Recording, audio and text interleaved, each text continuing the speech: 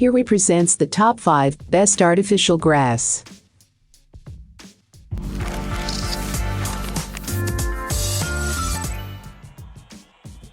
Starting at number 5, Nintendo Wii U Console. Poor Wii U lost somewhere between its predecessor, the Wii, and its successor, the Nintendo Switch. Never got a fair shot. The console, which featured a touchpad controller with a display, launched with a mildly disappointing slate of titles. Then, no one really bought the Wii U. The Switch has already surpassed the amount of consoles the Wii U ever sold, if you need some context. Though, the Wii U did pave the way for an all-timer in the Switch, so the efforts of Nintendo's 21st century middle child weren't all for naught. BL. The Switch connects to a TV like a traditional console, and works as a tablet-style handheld with its own controls. Nintendo's preview video shows people playing games on the TV, then popping the tablet out and playing on the sofa. Its Joy-Con controllers detach and become standalone wireless controllers. It's slated to arrive in March 2017. For more information and price, check out the product links in description. At number 4, Nintendo 64 system. Remember spending hours on hours playing your N64 in your parents' den from sunup to sundown? Or did we all not have the same childhood? The Nintendo 64 is a classic to kids that grew up in the late 90s and early 2000s. From those classic Pokémon Stadium games to Zelda continuations, this thing really had massive pertinence in the early development of gamers around the world. In 2021, these babies are hard to come by. If you're unsuccessful in finding one at your local garage sale, from time to time Amazon offers the console through their Amazon Renewed program. September 29, 1996 was the official launch date of the Nintendo 64 game console in the United States, not to mention Super Mario 64, the first 3D Mario adventure. But it didn't quite work out that way. With the concept of a launch date not yet fully ingrained into the gaming industry, more than one store started selling their Nintendo 64 machines the second the shipments arrived, as early as September 26. That's when I picked up mine. I was 16, I'd just gotten a job bagging groceries, and I was rich.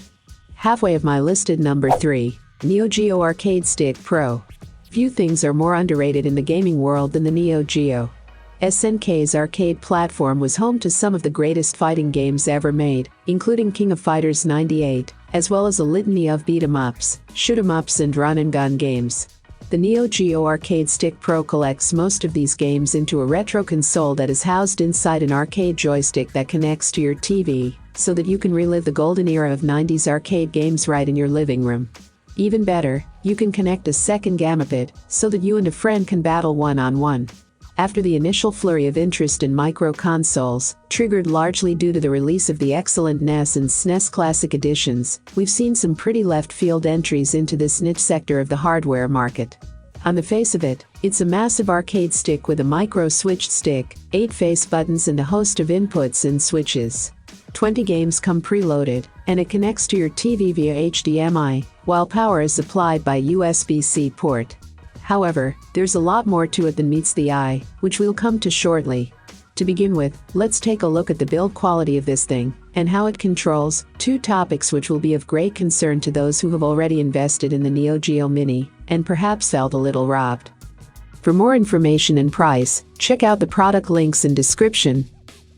Coming in at number 2, Sony PlayStation. Although Sony isn't making any more PS Vita consoles, it's still one of the best handhelds on the market. When it comes to retro, the PS Vita removes the need for ripping your own games thanks to the PlayStation Store. There you'll find paid-for PS1 and PSP games, all of which will run perfectly on the PS Vita. Because the PS Vita is a Sony console, that means its emulation of older Sony titles is the best out there. There's no question about it, the PS Vita runs PS1 and PSP games perfectly. It's a pricey option, for sure, but given this thing also plays Vita-specific games, you're getting more than just a portable emulator. And number 1. My Arcade Pixel. The My Arcade Pixel player is pure style, capturing the 8-bit era effortlessly. As far as emulation goes, it's a bit of a mixed bag. Some games feature screen tearing, some don't. For a lot of people, that'll be a straight-up deal breaker, understandably so. It's a shame, because the Pixel player is a really cool-looking console with a decent screen and a low-ish price. But given the plethora cheaper handhelds can run NES games much better, the Pixel player is easy to pass on. Oh, and the TV output the product claims to have isn't always present in every console. Still, it does look nice, though. I have included these product link in the description. You can check out this link for more information and latest price. Thank you for watching this video. Please hit the like button, share with your friends, and be sure to subscribe.